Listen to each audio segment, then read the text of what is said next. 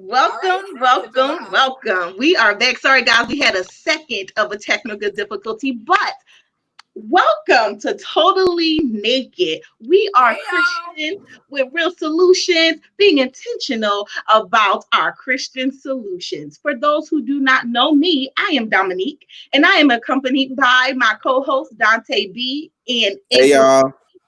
we do have a fourth. His name is Jax. Unfortunately, he could not be with us this evening, but he does send his love and his hellos to everybody. So, welcome. Hey Today, y'all. this conversation is going to be a little different, guys. Typically, we do try to come up with a topic. We try to come up with some additional takeaways that we can all learn to grow and be better. However, today we're doing things a little bit different. We have witnessed things going on.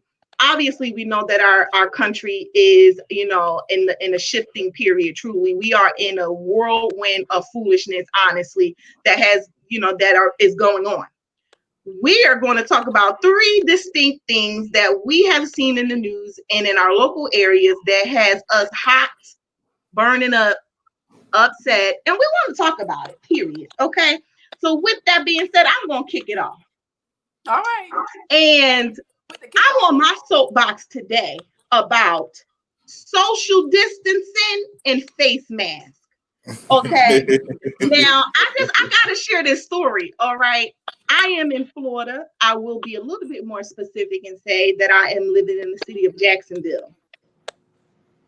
Here recently, there was a news article and a news story that was run about someone calling out another shopper in a store for not having a face mask. And the person who did not have the face mask, their response was to walk over to the person who has the face mask on and cough in their face. Lord Jesus. So I have to take a breath because I don't want anybody to take me or anything. Listen, I am a Christian, yes, and I do strive my best to be Christ-like. But if I be honest with you guys and have a very transparent moment, I would have dragged that woman in that store. I'd have stomped her face in the ground. And the reason why, and I'm sorry for all of the seasoned saints that's watching our show. Oh man. Forgive me. I am asking God to grow me in that area. However, but the thing that gets me so hot and bothered by this particular story is the fact that you don't know who that lady is going home to.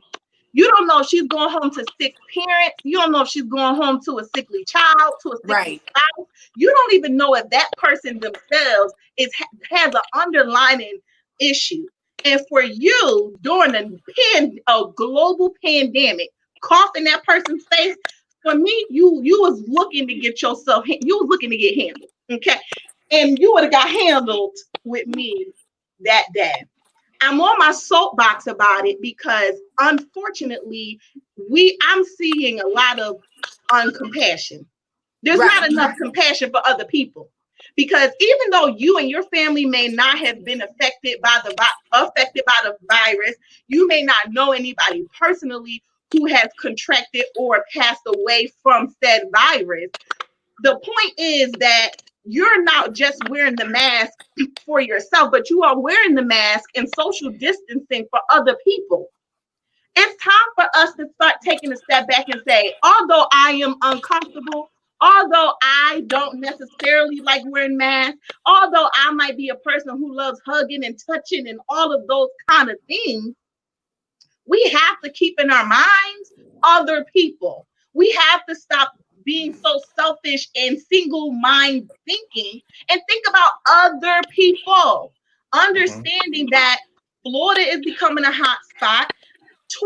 20 plus other states across this nation have seen an uptick in virus cases.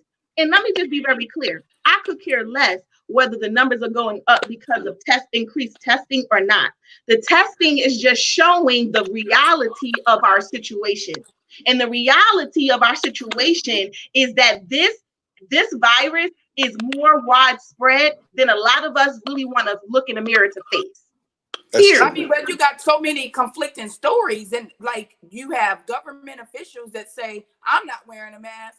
You don't necessarily have to wear a mask, but I would encourage you wear a mask. And so when you have conflicting information, like some people honestly want to believe that I don't need to wear a mask. It feels itchy. I can't breathe when I have it on. So it's like, they said I don't have to wear it. And so then you have on the other side of the spectrum, you have other people that say, you know what?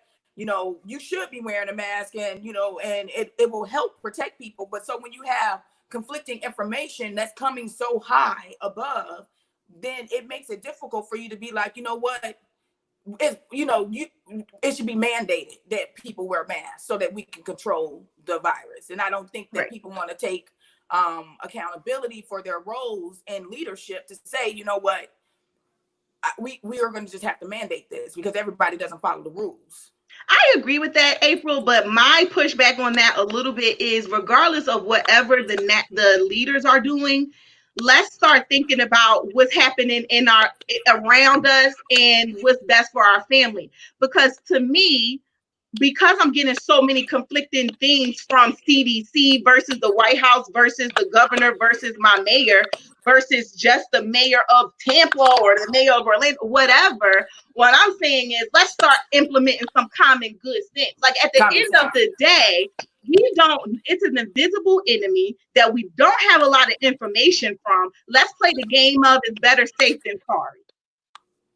And then furthermore, don't you ever dare put somebody else at risk because you don't feel like it's serious. For that woman to cough in her face, hunty, she knew who she was trying because she would have got dragged in the store. Like, to me, that was the most disrespectful thing. That's up there. That's up there with spitting on people, and that's up there with having a disease, like having a sexually transmitted disease that you know is uncurable and sleeping around with people unprotected. Like, it's up there for me. Like, you are not using your common sense.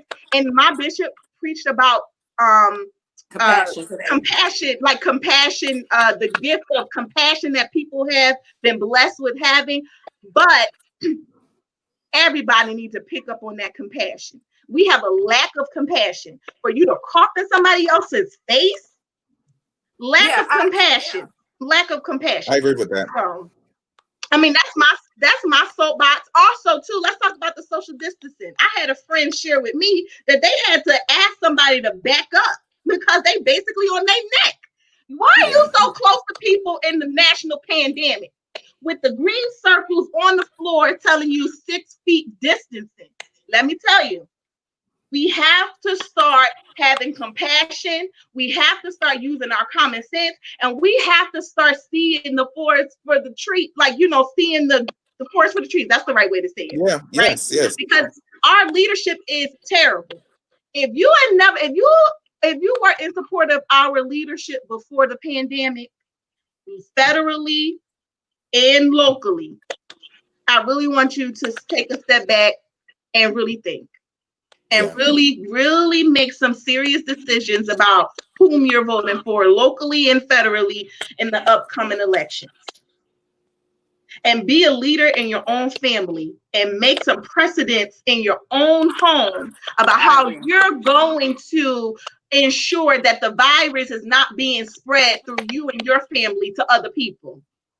That way, we don't have issues like people coughing in people's faces, issues of people shooting people in stores because they are being called out about wearing a mask. Come on, y'all. We got to step up. And that's my soapbox for today. I'm going to step off the soapbox because I don't want to take up the whole hour. I'm going to come on, get off the stage. But I'm just saying, we need to all tighten up. We all need to tighten up. We all need to tighten up. I'm sorry, guys, that I went all the way left with my soapbox. No, you're fine. But that thing had me going. Another thing that we have been seeing in the news quite frequently that has gotten a number of us wired up has been the rhetoric defunding the police. Lord have it. And I'm going to give this over to April because this was burning in my sister's spirit, honey. Go ahead, April. Let's talk about it. Yeah, first off, like just to, piggyback on what Dom said when it came to the mask and, people in their compassion level. Like, I think that, we are in a time where people can be somewhat self-serving. Okay. And not only that there is a climate of hatred that is prevalent right now, and to not focus in or be able to really examine that, that level of hate or disdain or anger, and it's brewing to the point that we have a lot of unrest in our communities today. And honestly, my television's off right now. I would say for the past week or so, for the past week at least, I have minimized how much I watch the television, because my soapbox is that when I was watching the television, like it was probably late at night, and I seen a story on there where, I know the protesters have been going out, Black Lives Matter. I couldn't agree more that, with, us being able to bring attention to the policing, aggressive policing, and that there's policing that needs to be managed in a way that makes all citizens safe. Especially those in urban communities or African Americans who are being policed unjustly and murdered when being arrested for nonviolent crimes. I know everyone knows about George Floyd. We have Breonna. We're wanting justice for her and her police officers being arrested. But what got me going was when I saw some of the protesters with their signs up, and it said, defund the police, defund the police. And, in my mind, I'm like looking at that and I'm just saying, oh my gosh, I feel like we are in Armageddon right now.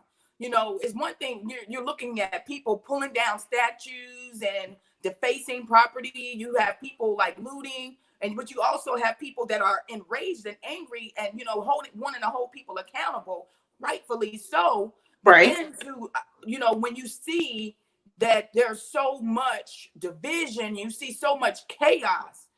For me, as I don't even want to just say that it's because I'm a Christian, but when I see this, what it looks like, lawlessness, and then someone to hold a sign up to say defund the police, I'm like, what in the world is going on? We don't need to defund the police.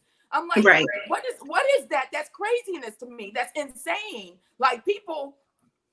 And, just for the record, like, I want you to like picture my lens. Like right now I have, I'm an African-American female. I grew up in a suburb or an outskirt of Chicago, Illinois.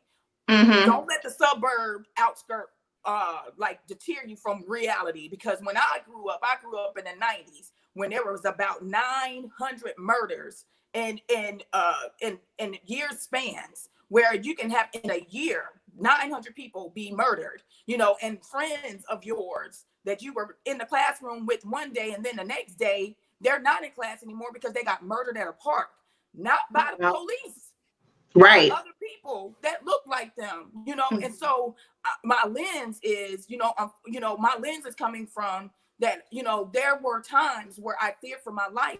And it wasn't just because of police officers or policing. And I honestly, I was happy to know that if I call 911, maybe if I'm in a tough situation, that the police would come and help, which is the role of the police. Unfortunately, in times recent, there have been, some aggressive police and police who have not upheld to their role in civil and helping people and helping people, like, they are murdering and bullying, and so I think that the narrative has become the police are bad, the police are horrible, the police are horrible. And so when I'm seeing that, I'm looking at the word and I'm saying defund the police. I'm like, they don't need to defund the police. Like, I don't know what world everyone's living in, but I don't, Pleasantville isn't necessarily where we're living. And and so, to be in a place where we don't have someone that's responsible for governing people to help with the law and enforcing law, and so that people can be orderly, to me seems crazy and insane. However, when looking up the term for defunding the police, being able to look at that, it wasn't necessarily that defunding the police meant that they were going to just take all policing away. Is to say that, you know what, let's reallocate some of the funds, because there's like we spend billions of dollars in some of these cities on policing. Okay. And so if we're spending money on fixing just the symptoms in our community, which what policing is, like you have a domestic dispute, conflict in the area, and then we have to send someone to jail and subsequently maybe send someone to prison, then, we're not fixing some of the root cause. And so defunding the police is reallocating some of the services that we have in our community, with the Department of Health, helping with sending money to those places so that we can have maybe more money in mental health, more money in those different areas and sectors where social issues are occurring, especially in impoverished areas. And so when looking at it from that, I think that I think to fund the police may not be the word that I would use. It's not a choice word, but maybe, I agree. We have a paradigm. I think that I think the reason why they use the word defund is because police reform has been something that we've talked about for a while. And the feeling is that police reform is not enough. But I think that police reform is enough if we hold people accountable. So like if they're doing testing on mental illness with police officers, maybe they're training on conflict resolution and being able to handle these behaviors that they see when they're dealing with anybody. It's not just African Americans that are having these issues with lawlessness, or where they're not necessarily they're abiding by the law always, or disrespecting authority. And so I think that the truth of the matter is that there needs to be a lot more emphasis on the solutions to why people are impoverished or poverty exists, like, and being able to really deal with our family structures. I am an advocate for being able to help build our family structures. Absenteeism in African Americans' homes is a major issue, where you got 70% of African American women being single mothers. Like, that's a problem. And we need to be able to address that stuff, because if we don't, we talk about, kids being beat up or bullied by police, even in schools, but there is a such thing as a school to prison pipeline. But it's because kids are misbehaving.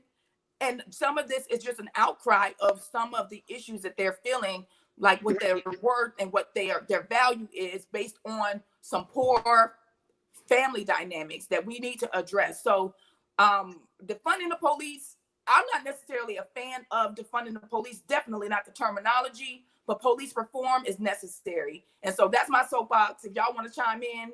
I definitely want to chime in, because here's how I feel. I agree with you. Saying defund the police, I want to understand the correlation to how that's going to fix the issue. I want to know, and I'm sure if you are watching this, please comment and let me educate me, because I don't know everything. But I want to understand the correlation between how defunding the police at any level. I understand the definition, and I can get with the definition. But even the definition of defunding the police, I don't see how that fixes our initial issue here. Because the issue is, hold on, Dante, because for me, the issue is that these people have not been checked, they have not been held accountable, and they have been waging war on our underserved communities, period. And I want to understand, what does defunding the police, what is that going to do to change the fact that our police forces across the United States of America have waged war against African Americans?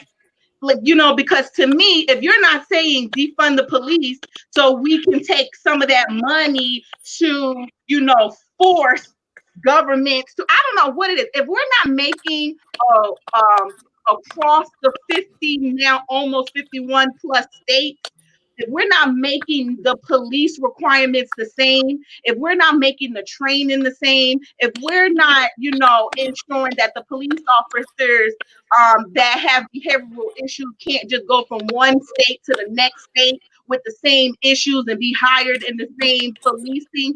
I know there's been a lot of laws that have been changed, but my biggest issue is I don't like the fact that it's only being changed in certain cities. Why is it that Georgia now has a law against what is it, a hate crime law, if I'm remembering it correctly? Like they have hate, yeah. But they have it, and they have it only. What about where George Floyd is?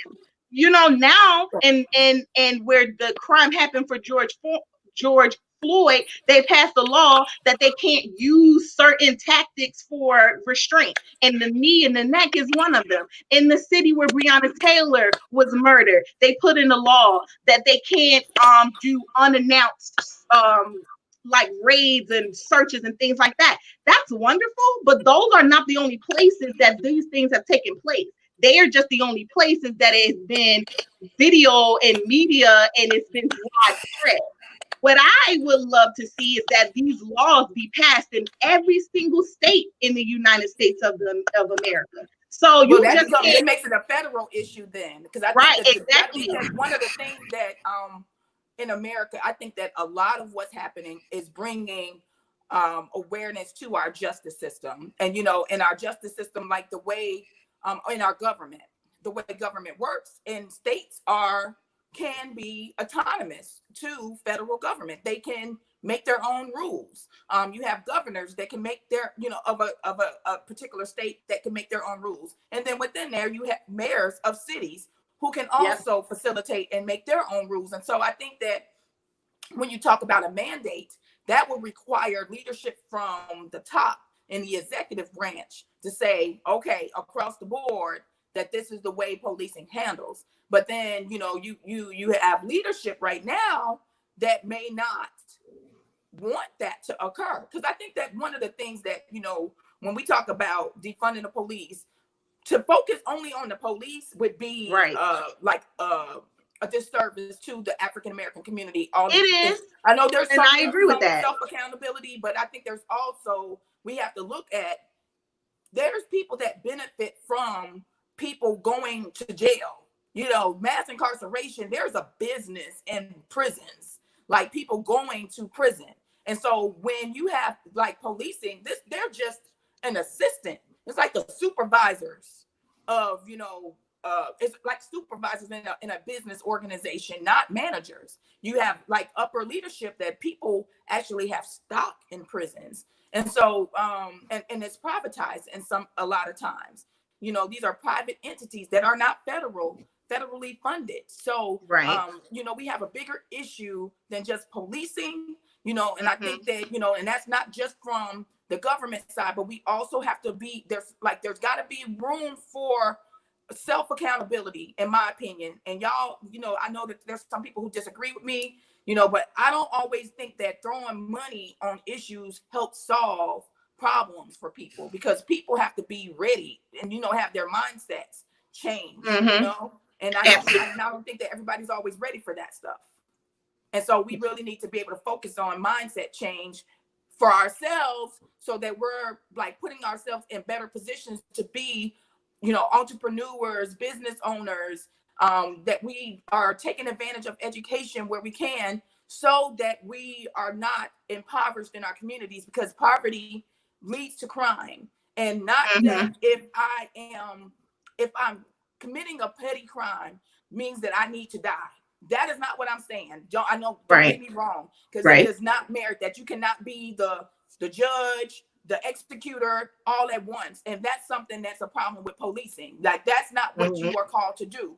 Now, I think that we do have to have some accountability in our own homes with the way we're raising our kids, so that we can try to help prevent some of the pipeline to the prison system, which starts at a base level with police taking them and putting them in custody and taking them to jail. Right. Dante, did you have something to say? Because it looked like you had something brewing in your spirit over there. No, I do. And it kind of flows right into just my general soapbox, which I think, of course, ties into what you all have discussed so far today. I do want to talk about defunding the police. For me, it's a double-edged sword, only because I do believe that the police should be defunded in certain areas. I don't think it should be a holistic defunding where the total police force should be defunded. However, I mean, it's no secret that they do carry military weapons, that they do have access to certain things that they really don't need to. In most cases, if you'll know, and we can research and provide the facts to the viewers at a later time, but if you look at it from a larger scale, each year, the police departments are funded with with large lump sums of money, both from the public and private sectors. And I think that money is not being regulated as it should be. One of the things that we lifted up was that policing does not mean blunt use of force in every aspect. What it does mean, though, is providing an environment of safety for the area that you're allocated to. This has not been done on a consistent basis across our country. And even foreign, if we look at other countries as well, it's not been the standard. I do think that defunding the police will help. When the topic of defunding the police is brought up, it does not mean that we would get rid of policing. It does not mean that police will be taken off the streets. They will be underfunded, so police officers will have to get cut. It does mean that certain areas where money is just either sitting or money is being misappropriated and being used to purchase things that really aren't providing safety to the community. That's what those funds are. That's what they're saying that those funds will be used for. And those funds, they're wanting to pull those funds and place them back into the community to support social services, which if you look at all of, I would go to say, let's say 80% of the African Americans, young and old, that have been killed due to police brutality could have benefited in one way or another from those social services. So, okay, help me, because I want to understand what social service can we provide that will eliminate this police brutality, because again, I'm not following the trust. I get if they're getting more money than they need, then let's reevaluate. But what I'm saying is, because at the end of the day, those same police officers are still patrolling our underserved communities, and regardless, here's the question. They're still on the street. Here's the question. Here's what you just said, though. What you just said was they're still policing the what type of communities? The underserved. Underserved communities.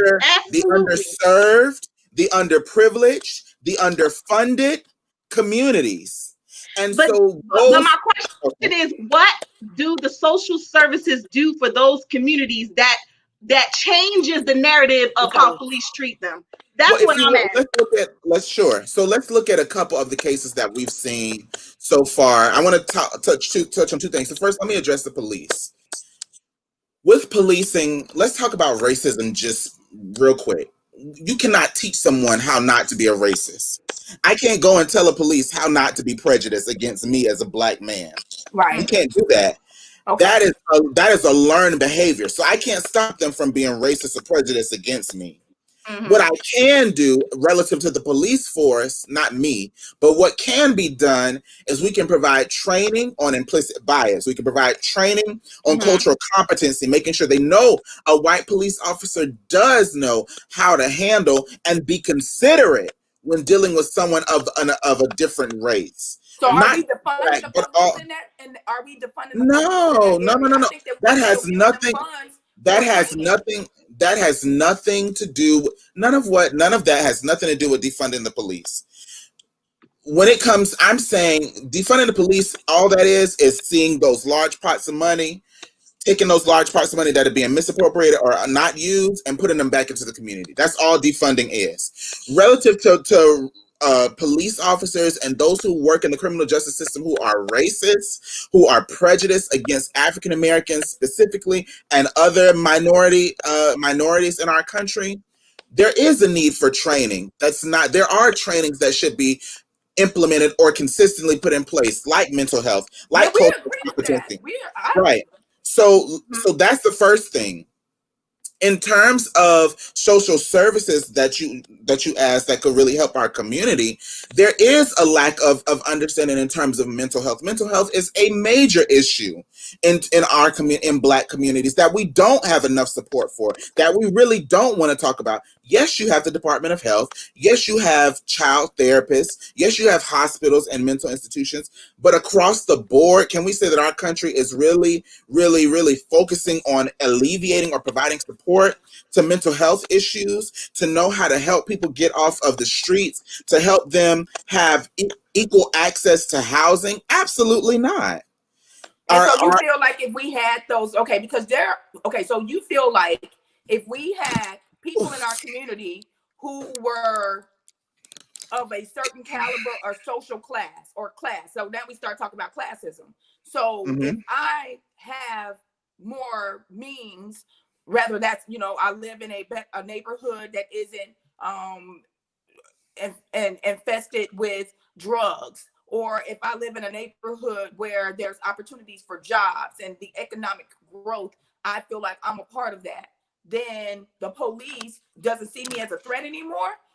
Because I think there are still, that's not what I'm saying. Like what you talked about with the racism and, that made the heart issue, where people who even have means that are wealthy. Like, I think I was listening to Steve Harvey talk about, he still feels like he has to look to the right or left, absolutely, when going outside the house. And this absolutely is a guy with every resource available in the world to him, so is it that, that because, I have money, that I think we have to be a little real, and I'm sorry to cut you off. No, I want you to talk. When we look at all of the people, I just want us to look at the people who have been murdered. There are not many Steve Harveys that have been gunned down by police. Okay. However, there have been many Black men and women who are underprivileged, who don't have access. Look at, I don't want to say his name wrong. Oh gosh, Mike, is it Eric Garner? I'm so sorry if I got this wrong, but maybe it was Eric Garner up north in New York or DC, that area, with the loose cigarettes, trying to make a living for himself, trying to take care of his family. Obviously, we know that that's not the right way. He could have got a job, but we don't know his whole story. Right. But that's how he was doing. That's what he was doing to make some additional funds to take care of himself and or his family. But my position is, if we had stronger resources in our community, I think we've discussed this before. If we focus on pouring back into our communities and providing those tangible resources like access to housing, as it relates to police, there needs to be a total criminal justice reform policy that's put in place that benefits all people. So I'm not on that, but I'm not even on the whole topic of police being racial or racist or prejudiced against African Americans, because at the end of the day, as I stated before, you can't teach someone how to be police. I do think that there should be a better policy for when these acts are committed, how police are handled or dealt with. But in terms of them being us working to handle them if they're racist or not, I think that's another conversation. What my soapbox is, just because I don't want to belabor the point or the hour, my issue is on civility in America. Okay. I think that there is a great deal of unrest in our society, and I think that what we need to do, or what we need to continue to do, because I do believe that we've seen it on a large scale, and we've also seen it on a more smaller, tangible scales. But what we need to do is we need to continue to unite. We need to continue to empower each other. We need to continue to educate ourselves. We need to continue to support one another, especially Black businesses that are working hard to provide access and resources and provisions to our communities, those who are underserved or underprivileged, or just, our communities in general. We do have to support those. What I will say is, most recently, it's sad to say that this had to happen at the expense of a death by a Black male, but I have seen our communities become more vigilant, become more proactive, become more keen on what's taking place in our society today. I do like how but some of us are jumping on this bandwagon, like, not to go back to what April was saying, but to go back, like defunding the police, because I get that we are becoming more like, wait, our eyes are being open and we want to tackle that thing. And I want us to tackle that thing, but I just want us to make sense about what we're saying that we're tackling, right? Because, I just want us to be very intentional about what we're putting our efforts behind, right? Because even, and I know a lot of people not going to agree with me with this, it is what's going to be. Because even with the supporting Black business situation, I'm all for supporting Black businesses, but I don't want the story to be every other business will suffer because you don't have a Black owner. Like, what are we really saying here? Right. Yeah. Okay. And because, she hit some stuff. And we ain't even talked about this ever before. Like, so the thing about, to Dante's point of us coming together and stabilizing in a sense where, we filter all of our resources and our money to Black business. I think definitely mobilizing. We should be able to highlight those. We should highlight those businesses. Mm-hmm. But us to me, if we start to make these divisions, that's not stabilizing. Like, no. We're going back. And so it's like, okay, I'm Black. I'm only going to put my Black dollar in Black businesses. I'm not going to, I'm not supporting other business. I feel like we go back in time to a place where we were segregated, which we had leaders who fought for desegregation. I'm about inclusiveness, us being included, and not segregated. I think that there are things that we could do in unity. Obviously, has always been when we unified that change happened anyway. African Americans are not the only ones that are out there saying Black Lives Matter.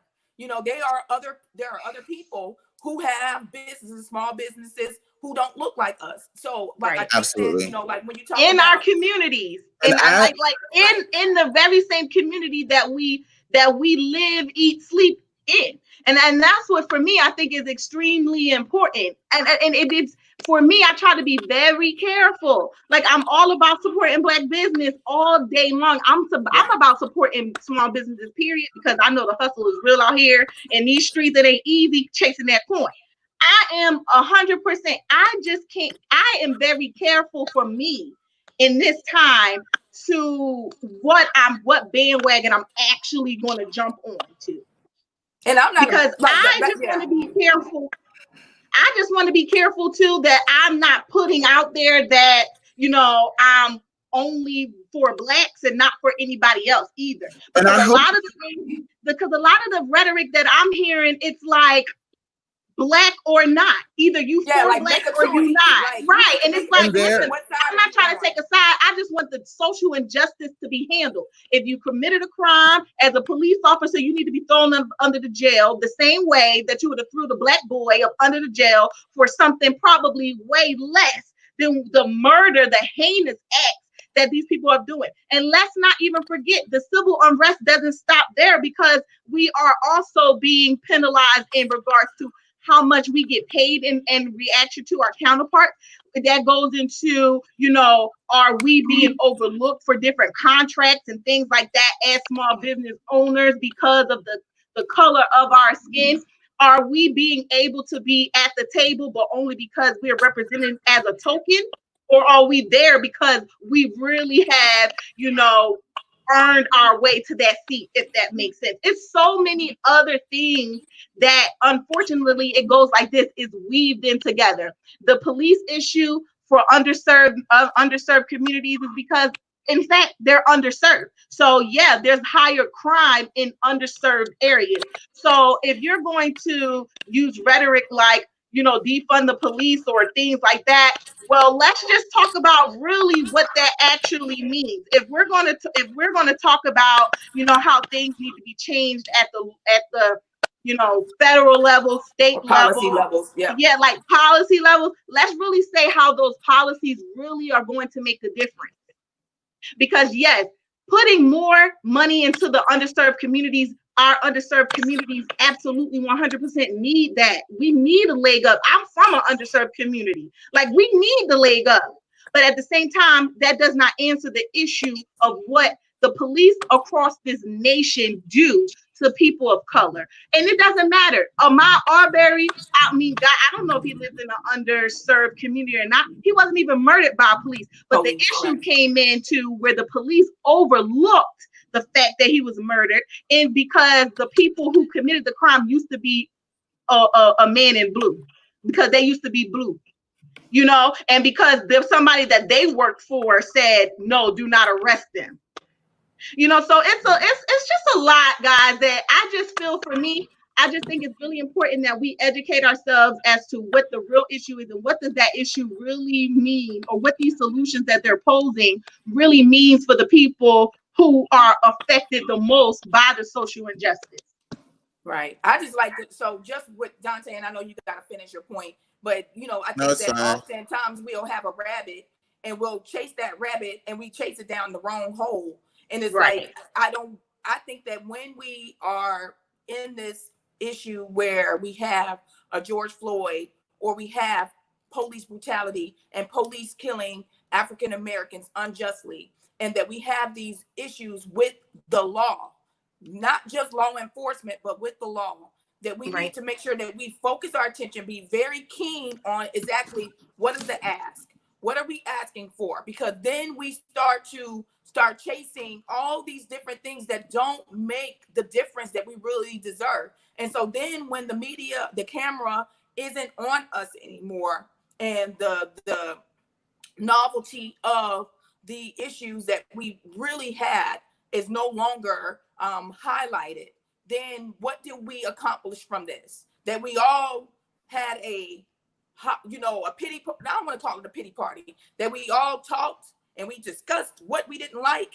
No, I think that, we have to be clear on what the ask is, and so that we all are on one accord to get change occurring. That's why when, you talk about defund the police, is defunding the police something that we absolutely need to focus on right now? Not necessarily, but police reform, holding police accountable, true to me. Like, I think they did a project in Seattle, Washington, and I don't know if you guys have followed this story, where they had these autonomous zones. And the autonomous zones, if you don't know, in Seattle, they had barricaded themselves into an area where protesters all stayed in one area for a few, I think it was over a week, where they were there, but the police were not allowed to be inside of there. So it was like, look, we don't need you guys.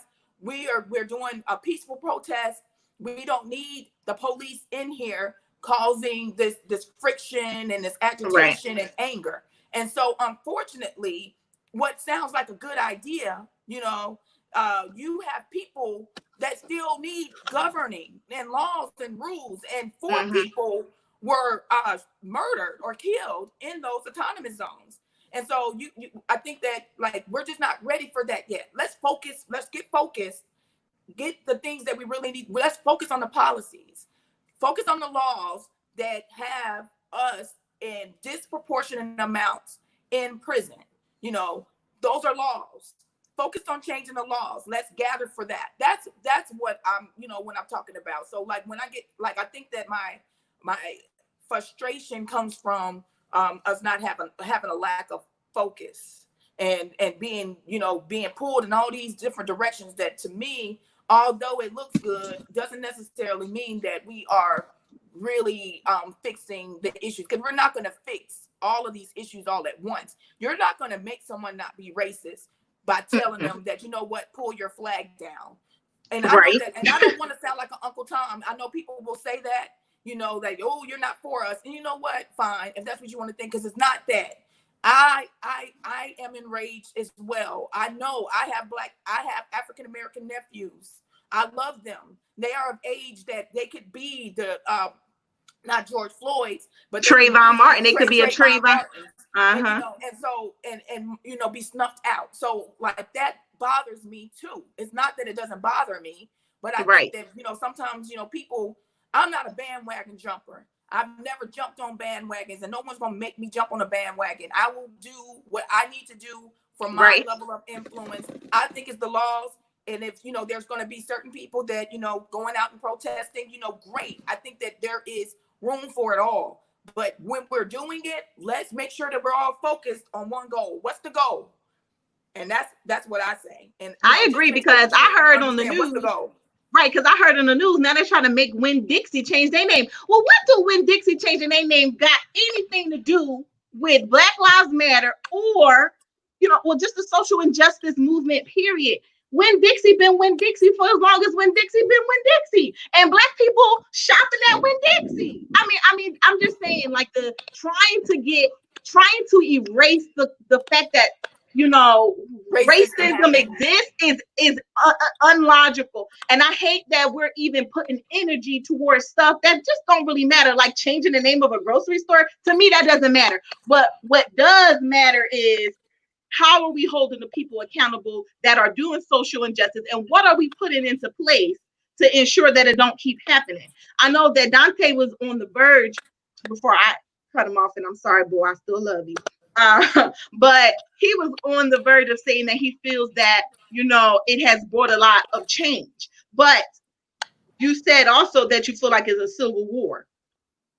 Right. So is it that we're changing in the positive way, Dante, or do you feel like this is blowing up on us? I think it's twofold. I do think that in a number of ways, there's been a lot of change that has happened. I think a lot more people have mobilized with the understanding of how serious this is, and that it's something that continues to happen, and that these that are being gunned down and killed or murdered violently or senselessly are in fact innocent. I think people are starting to recognize that. And when I say people, transparently speaking, I do mean white people. I do think that is being lifted in this season. You know, one of the things that I'll say is that we have to continue just to be educated. I do think that we have to educate ourselves now more than ever. A large reason is we've heard most recently in the news and in reading social media and pop culture, what's happening in our world, are these ideals of taking statues down and you know, some kind of what you all just hinted at. And so what I'll say to that in terms of changing the name to Aunt Jemima, from Aunt Jemima to something else, or Winn-Dixie to something else, or even looking at George Washington specifically, you know, I think a lot of this comes with just pure education. Our society is never going to tell us why these things were named the way that they are. Racism is what America is really built on. And it's something that we really don't want to talk about, but we don't want people to be racist, but we don't want to talk about racism. We don't want people to be prejudiced, but we don't want to talk about alleviating racism.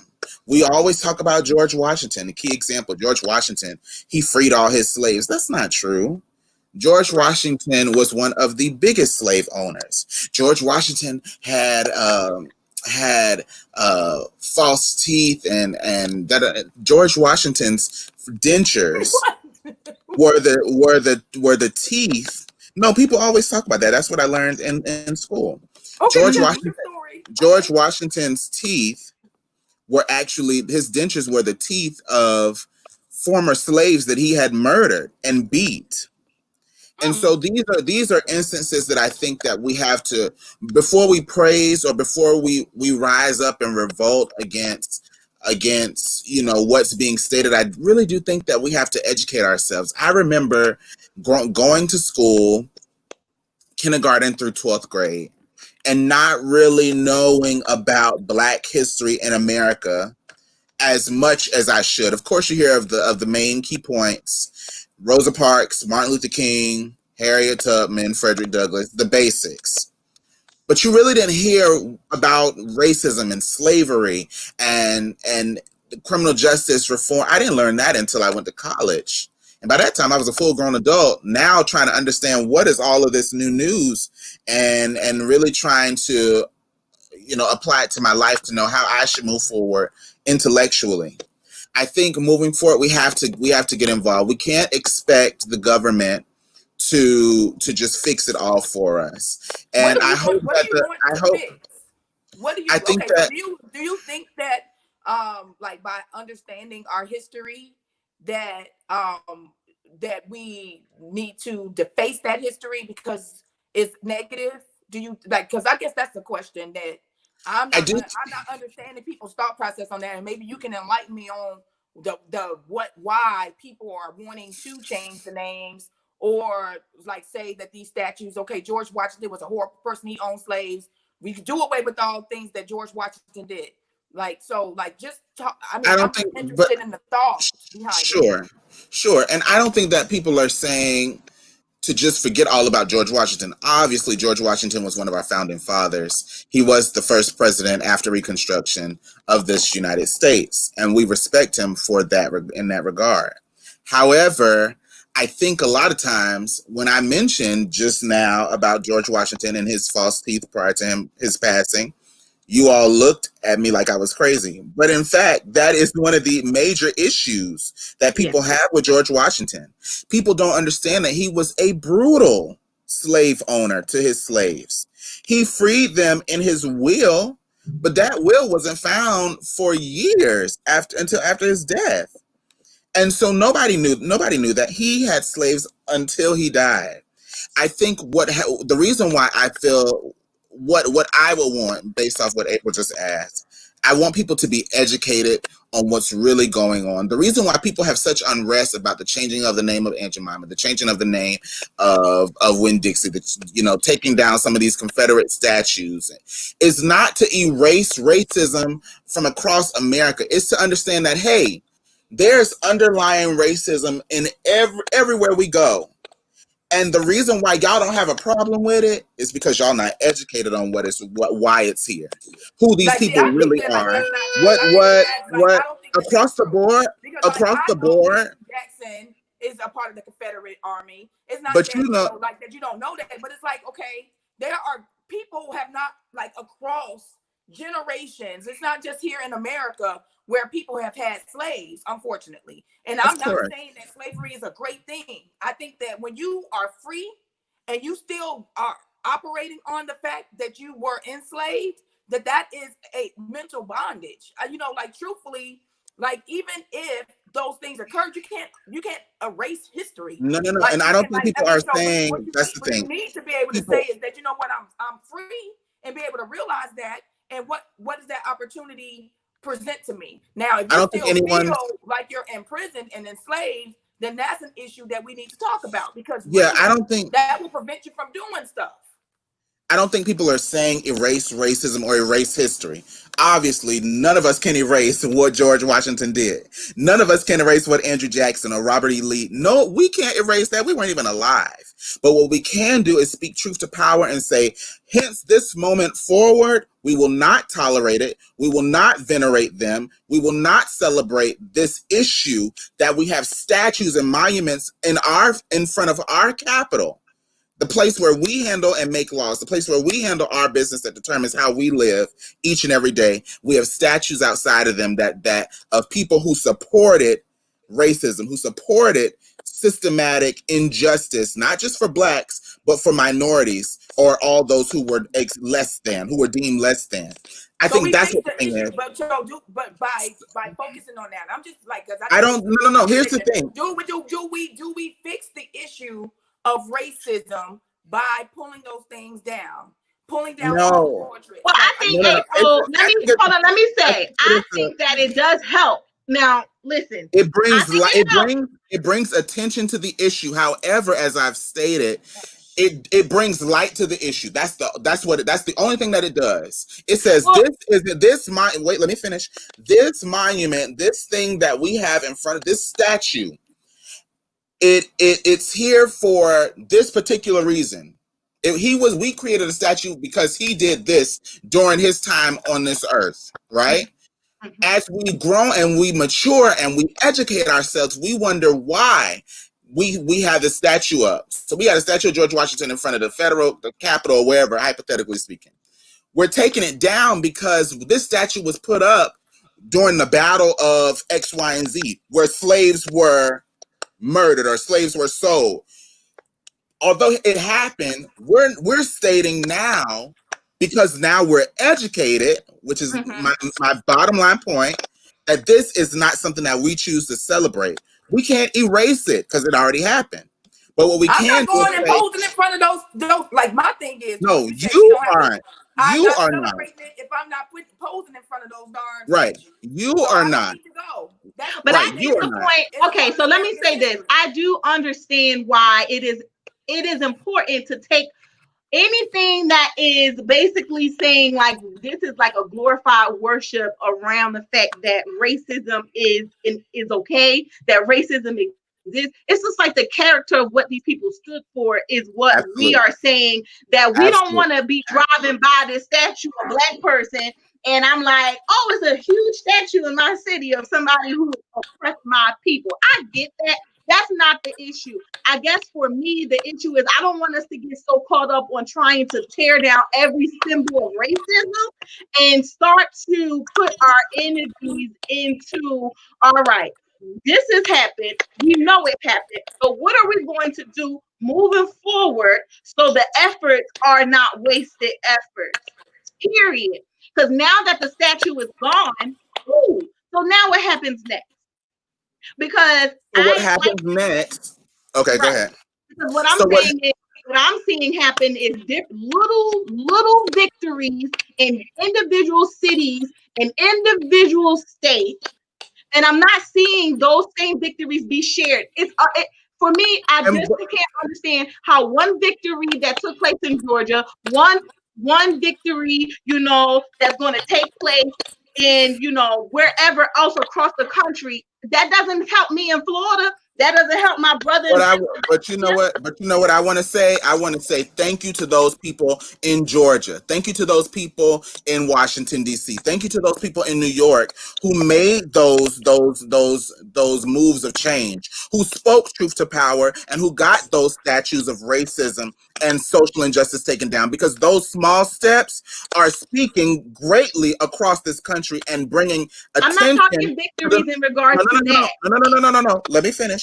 Are bringing attention to the bigger picture. Yes, there are many, many, many issues that we as African Americans, we as a community can tackle. But I think each little victory is a major step in the right direction. Because just 5 months ago, we wasn't concerned about taking those statues down. We wasn't concerned about marching and protesting. We wasn't concerned about no Black Lives Matter movement. We was concerned about staying alive. We was concerned about surviving. Let's not just look at the three of us and how we live. Let's think about those who are really each and every day, those single mothers as we lifted up. Those single mothers who each and every day, I read some statistics a couple episodes ago, who are working diligently to provide for their 2, 3, 4, 5 kids and don't have proper access, don't have proper care. Let's think about those people and how but there's still some accountability too, like that we all have to be able to be responsible for. This is what I have with any of it. Like that one, like I can have a dirty house, right? My house can be dirty, and there could be the baseboards that need to be. I've talked about baseboards before. The baseboards can be dirty. I can have dishes in the sink. I can have on the couch unfolded clothes, and then on my floor I got mud that was stepped in and that has been on the floor and it's dried up. But then I can also have this big piece of equipment that's in the living room floor where like I have to move my dining room table over so that this big piece of equipment is just right there, and it actually is obstructing the television. So to me, like when you have this dirty house and I start saying, oh man, there's dishes. These dishes need to be clean. These floorboards are horrible, and everybody starts cleaning floorboards, and then we go in, we're washing dishes, and then it's like, can we please focus on, can we move that darn big piece of equipment that's in the middle of the darn living room, obstructing my vision from the television? Like, can somebody help me do that? Like, that's kind of how I feel about the whole thing with the statues, with changing names of Winn-Dixie to something else, to putting flags down. Not saying that, you know what, it does not mean that we have a dirty house. United States, okay, we have a history, racism, slavery was a part of it. Slavery was a part of it. That's why we're here. We got here with my black skin because of slavery. Okay, all right, that's okay. It's there. But if I have a piece of equipment that makes it difficult for me to live in my living room, then the dishes being in the sink, although dirty, I might need to clean those up. The floorboards, although dirty, doesn't aesthetically look pleasing, doesn't mean that I can't still live there. I cannot watch television because I have a big obstruction that needs to go. So to me, the big piece of equipment that needs to be moved is the issue that we have with our policies, and that we have a large amount of African-American men who are being murdered by police and or sent to jail. Change the laws. Like, I mean, change like, the laws. like, okay, it'll take Absolutely. it'll take Absolutely. forever to clean a house. Absolutely. But here's the thing. Some people, I'm going to say this and then I'm going to be done because I missed my whole soapbox. But what I want to say is this. No, I didn't have time to get to it today, which is fine. I want to say this. Back to your analogy. Some people would think that the thing in the middle of your living room is a major distraction. Others would think that the dishes, Dante, personally, I believe in a clean house, but for me, I cannot stand a dish in a sink. I cannot stand a dirty kitchen. So I'm gonna tackle them dishes first. That's just me. I could mop later. I could, move stuff out the living room later. But my point is, everybody handles things differently. And my position is, there's so many issues of racism in our country. There's so many issues of hate and so many things that we can tackle both individually and collectively. As I've stated before, and I will continue to stand by this, I think those people that are working to get those statues down, because that's a step in the right direction. That may not be the sole answer, but it is a step in the right direction.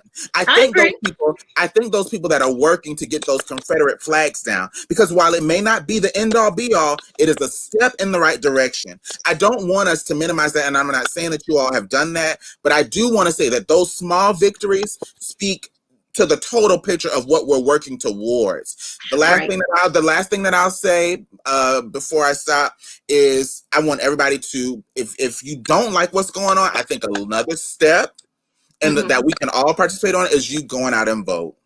I think another step is you continuing to educate yourself on what's really going on in our community, and you finding tangible ways in your own communities, wherever you all live, to get involved, get active, and mobilize. Join a movement that's already established, whether it be NAACP, Black Lives Matter, Rainbow Push Coalition, whatever you feel comfortable being a part of, a YMCA, whatever you want to be a part of that's actually working to inflict positive change in our communities. Make sure you mobilize and join those movements and get involved. Make sure you support not just Black businesses, but all businesses, but definitely those Black businesses, because there is a deficit we found in the Black business versus a Jewish business versus a white business. So that's why we're advocating to support Black businesses. Make sure that you stay, no pun intended, but stay woke and understand what's really taking effect in our communities and what's really happening. That's all I have to say. Well, that was wonderful. And listen, we all agree. We all may take a different position in regards to what part of the dirty house that we feel needs to be cleaned first. That was an excellent analogy, and I appreciate that. But just like every piece of the body is important regardless, even the pinky toe has a really big role in regards to the body. I think it's important that, like Dante said, that we don't discredit it all. But it's also important that we don't lose sight of what the main issue is as well. And that issue is that African Americans are totally at the bottom of the barrel in every aspect that we can look at in regards to life here in the United States of America. And it is important that we be able to be on the equal right platform when it comes to different social injustices that we are experiencing, as African Americans in this country. So I am going to go ahead and just say, honey, this was a juicy, juicy, juicy conversation, but it is a conversation that we do need to have, and that we will keep bringing to you guys, because although we are not a show that is like political driven or anything like that, but we are Black people. And we cannot sit by and not utilize our platform to bring light to situations that we see that are occurring every day nationally and in our local communities. We love all of you guys. We thank you so much for coming in and talking with us and hanging out with us as we had this conversation. We would love for you to like, share, and subscribe if you're watching on YouTube. Like our page if you are watching us on Facebook. If you are listening to our podcast on Anchor or Spotify, go ahead and ensure that you make this a favorite podcast. We will see you the next time. Thanks again for joining. Have a great evening. Bye. Bye, everybody. Everybody.